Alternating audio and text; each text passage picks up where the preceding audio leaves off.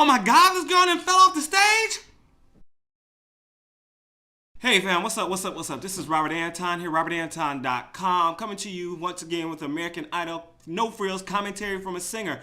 Yeah, it was an interesting show tonight and the ending was just crazy. I was prepared for it because I saw all the commercials and the previews they kept doing, but it was still so crazy that this girl started staggering and fell off the stage. So I don't know what's gonna happen.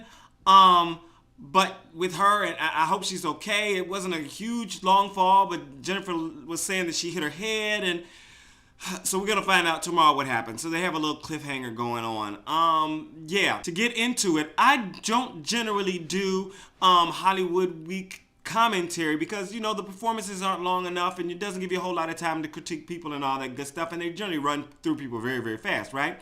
But what I did want to talk about quickly, and I'm gonna do a few people after I finish talking about this, and there'll be more people down, there'll be names and stuff and what they did down in the description box. But what I want to talk about is Hollywood Week, how to approach it, and what's really going on. Because, you know, at one time there was this guy, Josiah Lemming, you know, and he made me think of this first. Because he got booted off during Hollywood Week, specifically because he did not do one of the challenges. And what Hollywood Week is a bunch of different challenges. And they're not for no reason. All of these challenges are leading you up to doing the show.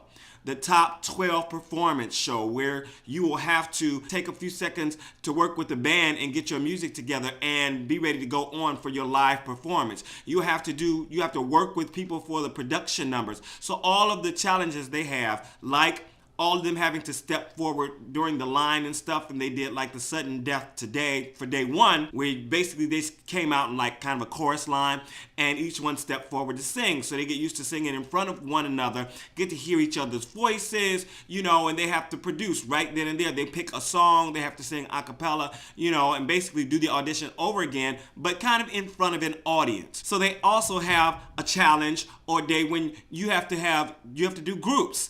And in your groups, you all have to collaborate on a song and you all get your solos and everything, but you have to work together. And the best way for some of these contestants, if they would think about it, is to look at the production numbers that are in American Idol, how they work, and then just go about doing their material. I think a lot of them get caught up in, oh, this person isn't strong enough and that person isn't pulling their weight and this person isn't doing that. But that really all doesn't matter. As long as you all work together, you get it done, each person has their part on point, because you're not being judged necessarily together. You are each being judged on your own, or they are each, as the contestants, being judged on their own. But they want to make sure that you can all work together without too much drama, and they know there's going to be some drama. That's why that's another reason why they do it. But they do it because during the top 12, they are going to have to do it. There's no doubt. You might have a diva attitude. You might be a diva, but you're still going to have to work with these people on production numbers. You're still going to have to work with people who are coming in to work. You're still going to have to do all the things that you need to do to make the show work live.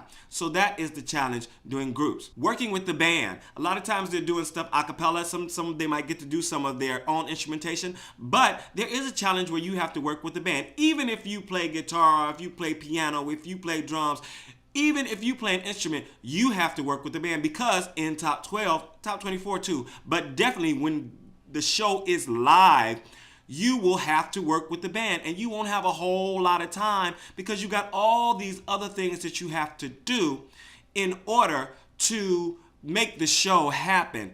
And if you're a diva and you're giving drama and you can't agree with the band and you're fighting with them and all this different stuff and you can't make it happen, then they don't want you on the show, because you're going to be a constant problem and you're going to cause them constant problems and take away from everybody else. So it's all a part of the process. They have other challenges also, and I think I will point out what actually the challenge is and what you need to do, what they should be doing to get through it. So let me jump right into some of the commentary. Hollywood Week Day 1, they did Day 1, Day 2 in this one episode, and they had 309 people that made it to Hollywood from all the different auditions, and this was called Sudden Death. And it's a line of singers, like a chorus line. They step forward and they sing a cappella, and they don't get any feedback. Of course, sometimes the judge is like, woo, or or, you know, singing along, so you know that's good feedback. And half of them were going home today. First up was Johnny Keiser. He did Dreamin by Amos. He sounded so good. He has such a beautiful voice and such an easy way of singing. He worked through his whole range for the song from top to bottom, but he came off just a bit cocky. So what I think he needs to do, really, instead of, you know, standing up like trying to show off, is basically just presenting the song and getting into telling the story and delivering it to it. You know, kind of like a performance. I want to give, this is a present I have. I'm giving you all of my talent. Right now, he's coming to me. He came off today, especially, as being like, oh, I know I'm good. I'm here. I got this, you know. And American Idol audiences often don't really, you know, get into that. But he did sound really good. He just has just a wonderful instrument. Heejun Han was next. He did How Am I Supposed to Live Without You, Laura Branigan. And, you know, I was just singing it a little while ago because it's just in my head now. You know, I wrote for him. He seemed to be very nervous at first, but he started singing and it sounded great. And as he went along, he got more and more confident. You know, he was getting a lot of positive energy and stuff from the audience and everything. And he was pushing just a bit in the middle, but he brought it back down and he got more confident by the end, and he was really just kind of letting it flow. So I really enjoyed his performance. Both Heejun and Johnny made it through.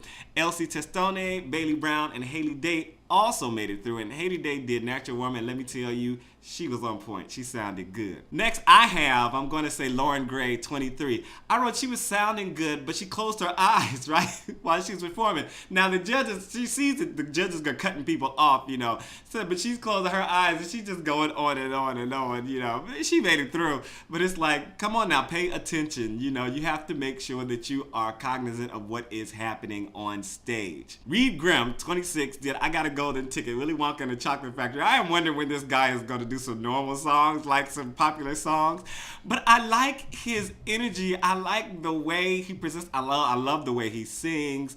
I wrote this was fun and funny. He sounded good on most of it. It wasn't note perfect, you know, because he was trying to do this, then the other. Now and then he didn't quite make it, or was coming out a little, you know, not exactly on pitch. But it was just so much fun, and he was so confident, and he was so into it, and I was into it because he was into it. Jane Carey came out, Jim Carrey's daughter, 24, and I thought that she did great. The last note was kind of bad because she just kind of dropped it. It just kind of went nowhere, just like my mirror just went. Timber!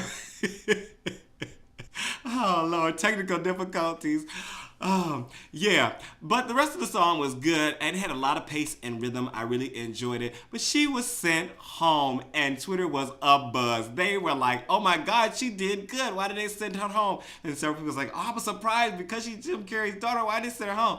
But she did get sent home, and best of luck to you, Jane. David Leathers, 17. He did Because You Love Me, Celine Dion. What? What? This boy, I wrote, he has a serious sound and some crazy high notes. He still sounds like a boy soprano. I love the way he sang the song too. He had a lot of mature intonation. He was really working with the song, working with the feeling. He wasn't just singing the notes. He actually seemed to feel the song. And someone asked me on Twitter, like, what happens when his voice changes? And it's like, I don't know. Has it changed? Because he already talks a little lower than he sings. So it'll be interesting to see as he goes along and as he grows, as he gets older, how he sounds, what kind of voice he ends up with. I think he's still going to be a tenor, but first tenor, I don't know. Lauren Mink, 25. She did Alone by Heart. And I just want to say, J-Lo, people talk about J-Lo and they're like, I don't understand why she's judging a singer competition. But she is on point. I keep telling people, before, like, soon as this girl changed keys in her acapella song, J-Lo was like in Randy's ear, like, she changed keys and what happened? You know? So J-Lo knows what she is talking about with music. She's a great entertainer and she has a good ear. So you guys need to stop messing with her.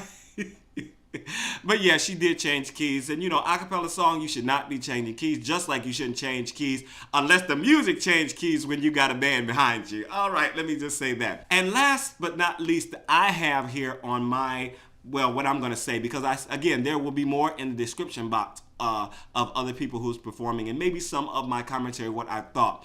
So you can check the description box for that. Simone Black, 16, she did Sitting on the Dock of the Bay by Otis Redding. I wrote she had a nice, easy sound. I wish she would have done something with her hair though, right? Now, I'm usually not very much about like looks and all the different stuff in this, but come on, you are performing on American Idol, on national TV. You should at least tie your hair back or something like that. But then, oh my God, she started staggering after she finished. The judges were asking her why she chose that song, and she looked like she got dizzy, and she fell off the stage. Now, I was prepared for this, as probably a lot of us were, because they've been playing it on the commercials, and they've been playing it constantly, you know, before they go to commercial, premiering, you know, saying what's coming up, and they showing someone falling off the stage. So, but even though I was prepared, it was still like such a like, oh my God, what?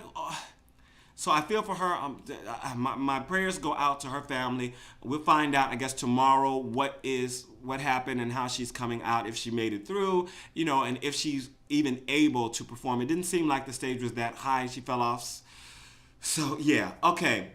Anyway, let me know what you thought of the performances tonight. Who was your favorite? Do you stick with it for Hollywood Week, or do you kind of wax and wane until it gets to the top 12? This is Robert Anton, robertanton.com. I am out. Peace.